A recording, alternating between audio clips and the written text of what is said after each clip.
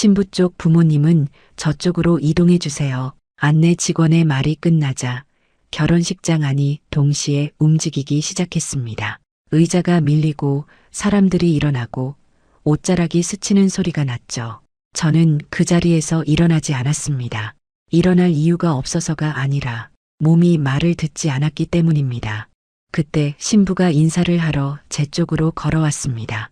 눈이 마주쳤고 아주 짧은 순간이었는데 아이의 표정이 흔들렸습니다. 놀란 얼굴도 아니었고 반가운 얼굴도 아니었죠. 그건 분명 이미 알고 있었지만 모른 척하기로 마음먹은 사람의 얼굴이었습니다. 그 순간 저는 알았습니다. 이 아이는 나를 모르는 게 아니라 나를 피하고 있다는 걸 말입니다. 그 전에 잠깐 이 영상이 마음에 드셨다면 구독과 좋아요 부탁드립니다. 그럼 지금부터 시작되는 이야기 속으로 함께 들어가 볼까요? 결혼식장에 오기 전 집에서 옷을 갈아입는 데만 한참이 걸렸습니다. 검은 양복을 입었다가 벗고 회색 재킷을 걸쳤다가 다시 내려놓았습니다. 거울 속 제 모습이 마음에 들지 않았기 때문입니다. 너무 늙어 보이는 것도 싫었고 괜히 단정해 보이는 것도 부담스러웠습니다. 이 나이에 남의 경사에 어떤 얼굴로 앉아 있어야 하는지 그 기준이 점점 애매해졌습니다. 식탁 위에는 축의금 봉투가 놓여 있었습니다. 박정호, 오래된 친구의 이름을 적으려다 펜을 몇 번이나 내려놓았습니다. 이름을 쓰는 손이 이상하게 무거웠습니다. 괜히 봉투를 접었다 펴고 금액을 다시 확인하고 아무 의미 없는 행동을 반복했죠. 그때부터였던 것 같습니다. 오늘 하루가 평범하게 끝나지 않을 거라는 예감이 들기 시작한 게 말입니다. 결혼식장은 늘 비슷합니다. 환하게 웃는 얼굴들, 서로 안부를 묻는 형식적인 말들, 그 사이를 흐르는 묘한 긴장과 비교의 공기. 젊을 때는 그런 걸 잘 느끼지 못했는데 이제는 들어서는 순간 다 보입니다. 누가 진심으로 웃고 있는지, 누가 억지로 웃고 있는지도 말이죠. 박정호는 예전보다 많이 늙어 있었습니다. 서로 얼굴을 보자 괜히 웃음부터 나왔습니다. 이제 우리가 이런 데서 만나는 나이가 됐구나. 박정호의 말에 저는 대답 대신 웃기만 했습니다. 사실 웃을 말은 아니었죠. 시간이 흘렀다는 걸 굳이 확인하고 싶지 않았습니다. 자리에 앉고 나서도 마음은 계속 어수선했습니다. 왜인지 모르게 신부 대기실 쪽 문이 자꾸 눈에 들어왔습니다. 아직 얼굴도 보지 못한 신부를 이렇게 의식하는 게 이상하다는 생각이 들면서도 시선을 거둘 수가 없었습니다. 그러다 문이 열렸고 하얀 드레스 자락이 보였습니다. 그 순간 오래전에 봉인해 두었던 기억 하나가 아무 예고도 없이 떠올랐습니다. 병원 복도, 차가운 의자, 그리고 제품에서 조용히 숨쉬던 아기. 그날 이후로 저는 한 번도 그 얼굴을 제대로 떠올리지 않으려 애써왔습니다. 생각해봐야 아무것도 바꿀 수 없었기 때문입니다. 신부가 고개를 들었을 때 가슴이 내려앉았습니다. 처음 보는 얼굴인데도 낯설지 않았습니다. 눈매, 입을 다무는 버릇, 고개를 약간 기울이는 습관까지 우연이라고 넘기기엔 겹치는 게 너무 많았습니다. 그리고 무엇보다 그 아이의 눈이 제 쪽을 정확히 찍고 있었다는 점이 저를 멈추게 만들었습니다. 눈이 마주친 순간 신부의 표정이 아주 잠깐 흔들렸습니다. 그리고 바로 고개를 숙였습니다. 피하는 속도가 너무 빨랐습니다. 본능적인 회피가 아니라 이미 연습된 동작처럼 느껴졌습니다. 그때 저는 알았습니다. 이 아이는 나를 처음 보는 게 아니라고. 그리고 오늘 이 자리를 피하지 않기로 이미 마음을 정해두었다는 것도 말입니다. 그날 결혼식장은 분명 남의 경사였지만 제 인생에서는 오래 미뤄두었던 질문이 다시 열리는 날이 되고 있었습니다. 식이 시작되자 조명이 서서히 어두워졌습니다. 사람들은 자연스럽게 박수를 쳤고 저도 그 박자에 맞춰 손을 움직였죠. 하지만 박수 소리는 귀에 잘 들어오지 않았습니다. 머릿속에서는 조금 전 눈이 마주쳤던 그 짧은 순간이 계속 반복되고 있었습니다. 박정호가 제 옆에서 낮게 웃으며 말했습니다. 신부가 참 단정하지. 저는 고개를 끄덕였지만 그 말의 의미를 곱씹을 여유는 없었습니다. 단정하다는 표현이 왜인지 모르게 마음에 걸렸기 때문입니다. 기쁜 날에 어울리는 단정함이 아니라 흔들리지 않기 위해 스스로를 묶어둔 사람의 태도처럼 느껴졌습니다. 결혼식 사회자의 목소리가 울렸고 신랑과 신부의 이야기가 이어졌습니다. 어디서 만났고 얼마나 서로를 의지하며 여기까지 왔는지 사람들은 고개를 끄덕이며 들었지만 저는 그 말들이 잘 들어오지 않았습니다. 제 귀에는 다른 이야기가 들리고 있었죠. 김서연이라는 이름을 한 번도 불러보지 못한 지난 시간 말입니다. 20해 전 아이를 보낼 수밖에 없었던 날을 저는 의식적으로 떠올리지 않으려 해왔습니다. 사람은 살다 보면 설명할 수 없는 선택을 하게 되고 그 선택을 설명하지 않기 위해 더 열심히 살아가기도 합니다. 저 역시 그랬습니다. 일에 매달렸고 아무 일 없다는 듯 하루를 넘겼습니다. 그렇게 시간이 모든 걸 덮어줄 거라 믿었죠. 하지만 지금 와서 보니 덮은 게 아니라 눌러놓은 것이었습니다. 그리고 눌린 기억은 예상치 못한 순간에 형체를 갖추고 다시 나타나더군요. 오늘처럼 말입니다. 신부가 신랑의 손을 잡는 순간 손끝이 아주 미세하게 떨리는 게 보였습니다. 긴장 때문이라고 하기엔 그 떨림이 너무 늦게 왔습니다. 이미 여러 차례 사람들 앞에 섰을 텐데 왜 하필 지금일까? 그 질문에 대한 답은 이미 제 마음속에 있었습니다.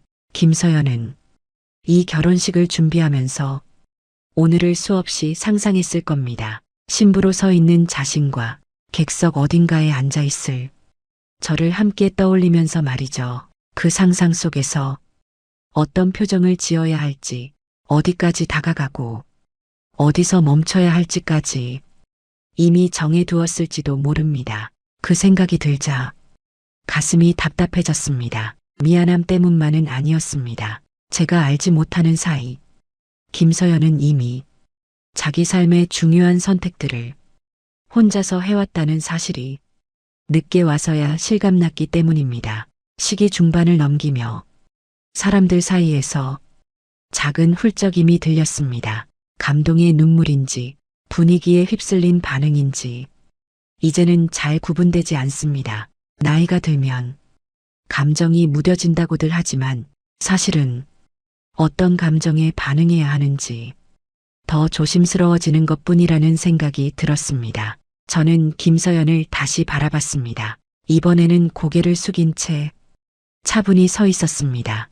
그 모습이 이상하게도 안심을 주었습니다. 적어도 이 아이는 무너지지 않을 거라는 확신 말입니다. 그 확신이 제 마음을 더 무겁게 만들었지만 동시에 어딘가 놓이게도 했습니다. 결혼식장은 여전히 진행 중이었지만 제 안에서는 이미 다른 시간이 흐르고 있었습니다. 이 아이를 다시 만난 게 기적이라면 그 기적은 눈물이나 포옹이 아니라 이렇게 서로를 알아보고도 아무 말하지 않는 선택으로 나타나는 것일지도 모른다는 생각이 들었습니다. 결혼식이 중반을 지나자 사람들의 움직임이 조금씩 바뀌기 시작했습니다. 박수의 크기도 일정해졌고 사진을 찍기 위해 자리에서 일어나는 사람도 늘어났죠. 저는 여전히 같은 자리에 앉아 있었습니다. 움직일 이유가 없어서가 아니라 움직이면 마음이 따라오지 못할 것 같았기 때문입니다. 박정호가 물잔을 들며 말을 걸었습니다. 이제 다 끝났네. 그 말에 저는 고개를 끄덕였습니다. 다 끝났다는 말이 결혼식을 두고 하는 말인지 아니면 인생의 어떤 구간을 말하는 건지 헷갈렸습니다. 이 나이가 되면 끝났다는 말이 항상 여러 뜻으로 들립니다. 사진 촬영 순서가 시작되자 신랑과 신부가 무대 앞으로 이동했습니다. 김서연은 사람들 앞에 서면서도 제 쪽을 한 번도 보지 않았습니다. 아예 고개를 돌린 것도 아니고 시선을 흘린 것도 아니었습니다. 마치 그 자리에 제가 없는 것처럼 행동했죠. 그 태도가 저를 더 긴장하게 만들었습니다. 사람은 모를 때보다 알고도 모르는 척할 때 훨씬 많은 힘을 씁니다. 김서연의 어깨가 아주 미세하게 올라갔다 내려가는 걸 보며 그 사실이 실감났습니다. 숨을 크게 들이마셨다가 조심스럽게 내쉬는 호흡, 그 리듬이 지금 이 순간을 버티기 위한 자기만의 방법처럼 보였습니다. 문득 20해 전의 장면이 떠올랐습니다. 아이를 안고 있던 날 주변 사람들은 괜찮다고 말했지만 정작 괜찮지 않았던 건 저 자신이었습니다. 그때 저는 아이를 보내는 선택이 아니라 그 상황을 견디지 않아도 되는 선택을 해버렸던 건 아닐까 하는 생각이 이제 와서야 들었습니다. 김서연은 그 선택의 결과를 혼자서 살아냈을 겁니다. 저는 그 사실을 한 번도 상상해 보지 않았습니다. 아이를 떠올리면 항상 아기의 모습에서 멈췄지.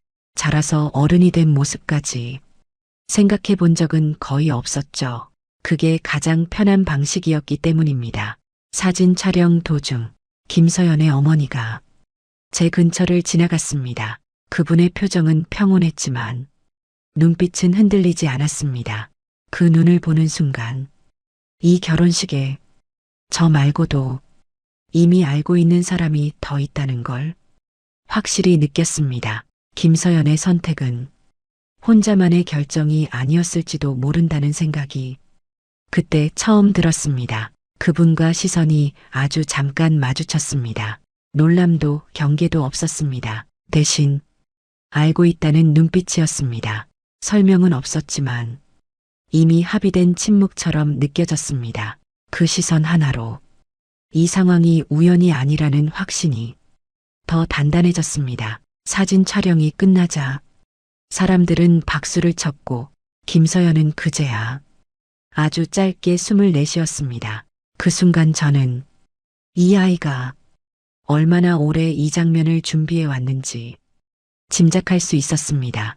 그리고 그 준비에는 저를 마주하는 순간도 분명 포함돼 있었겠죠. 자리에 다시 앉으면서 손바닥을 내려다봤습니다.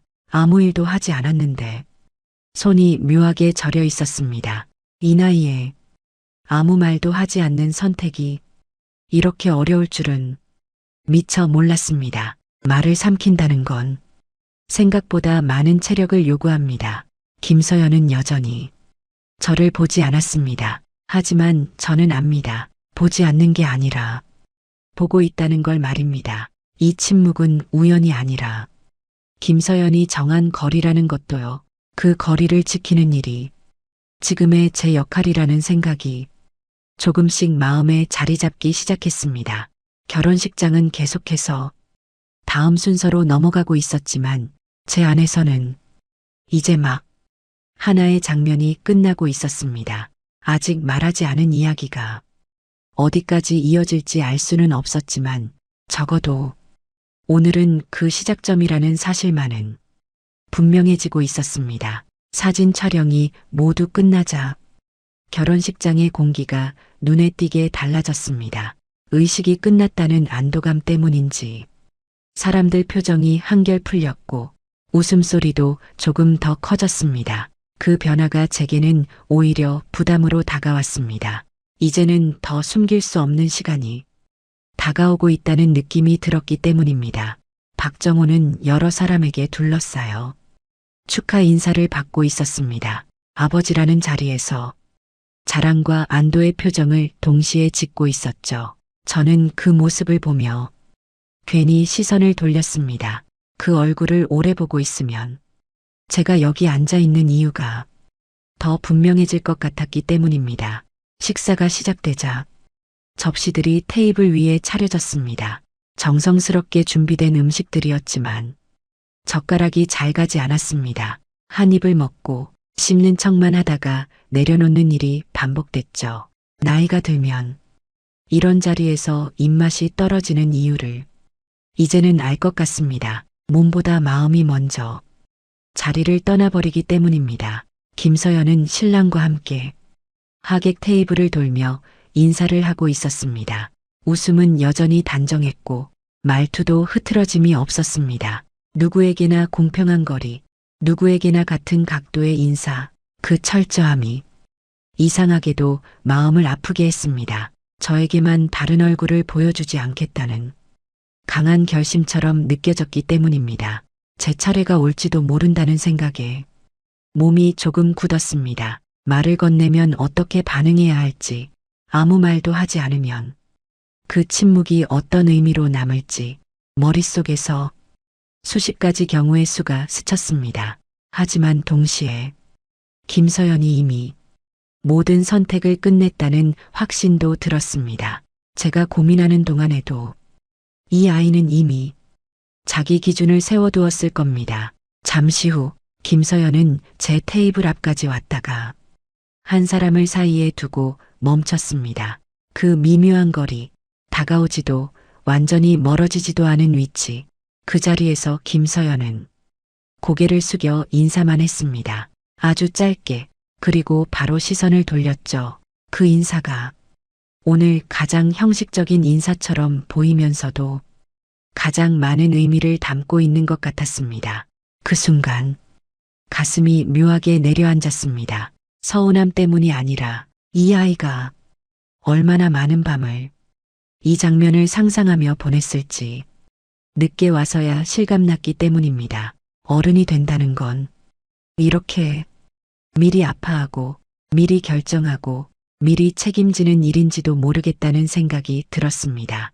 김서연의 어머니가 그 뒤를 이어 인사를 건넸습니다. 눈을 마주치며 아주 짧게 고개를 끄덕였죠. 그 눈빛에는 설명도 질문도 없었습니다. 대신 이미 알고 있다는 침묵이 있었습니다. 그 침묵이 이 상황을 더 분명하게 만들었습니다. 김서연은 혼자가 아니었고 이 선택은 가족의 합의 위에 놓인 결정이라는 사실 말입니다. 그때 저는 이 자리에 온 이유를 비로소 이해했습니다. 딸을 찾기 위해서가 아니라 딸의 선택을 확인하기 위해 이 자리에 온 것이었는지도 모르겠습니다. 이미 멀어져 버린 과거를 붙잡으려는 마음이 아니라 지금의 삶을 존중할 수 있는지를 스스로에게 묻는 자리였다는 생각이 들었습니다. 식사가 끝나갈 즈음 김서연이 다시 한번 제 쪽을 바라봤습니다. 이번에는 피하지 않았습니다. 아주 잠깐 확인하듯 바라본 뒤 고개를 살짝 끄덕였습니다. 말은 없었지만 분명한 메시지가 느껴졌습니다. 조금만 더 기다려달라는, 아직은 여기까지라는 뜻 말입니다.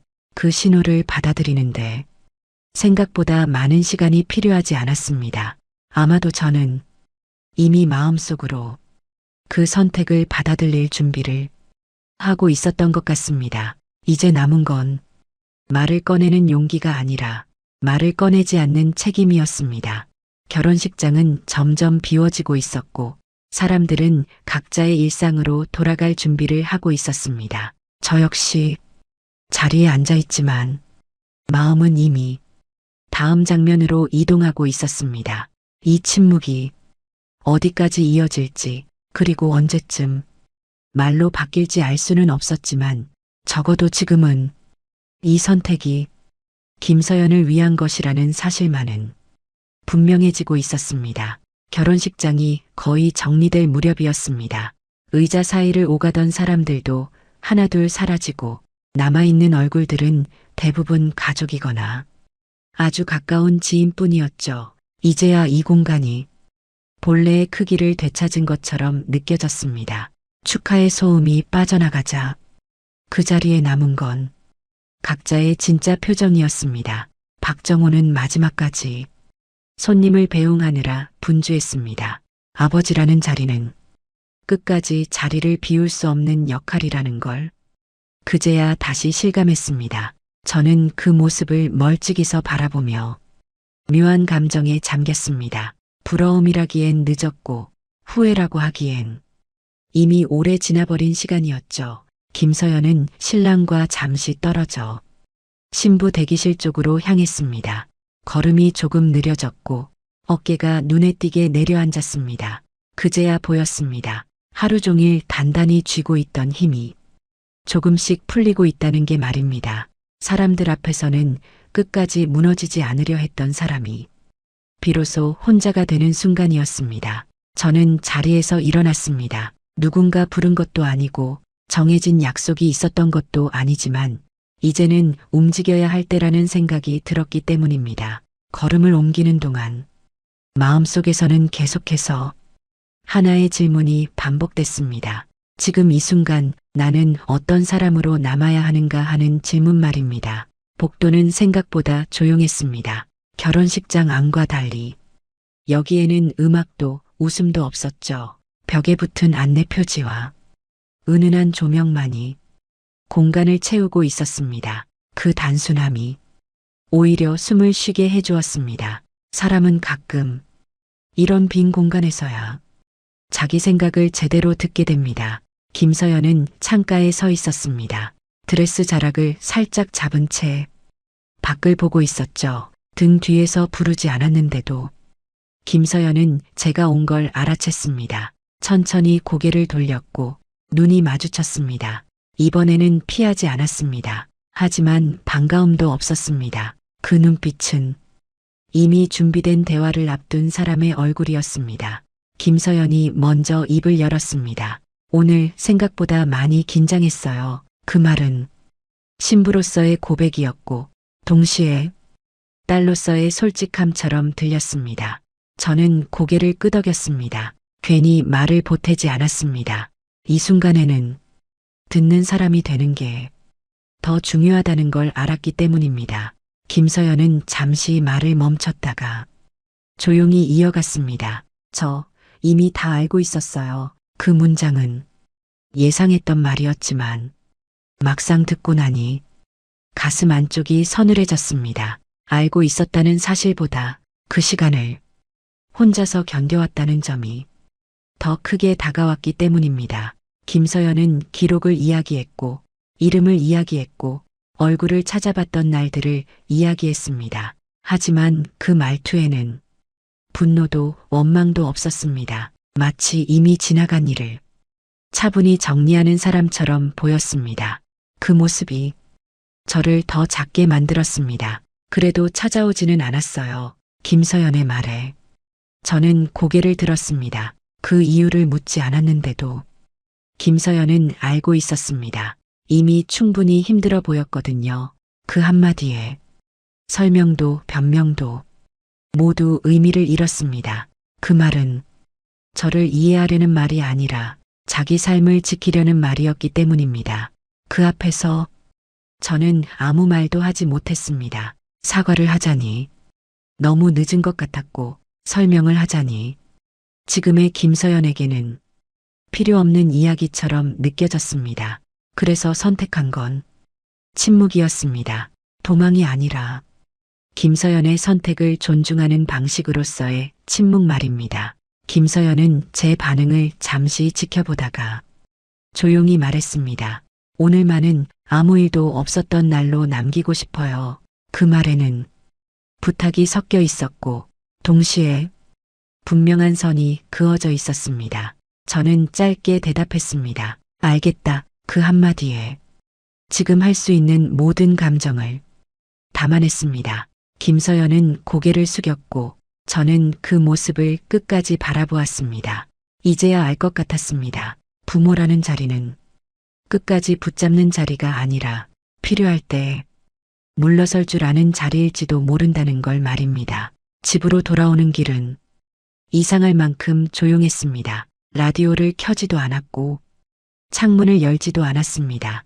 차 안에 흐르는 침묵이 오늘 하루를 정리하는데 필요한 시간처럼 느껴졌기 때문입니다. 신호에 걸려 멈출 때마다 김서연의 얼굴이 떠올랐고 그 얼굴은 신부의 얼굴이 아니라 이미 자기 삶을 끝까지 살아온 한 사람의 얼굴로 남아 있었습니다. 집에 도착해 불을 켜지 않은 채 잠시 서 있었습니다. 이 집은 20년 동안 늘 같은 자리에 있었지만 오늘은 처음 들어오는 공간처럼 느껴졌습니다. 사람이 달라지면 공간도 달라 보인다는 말이 그제야 이해됐습니다.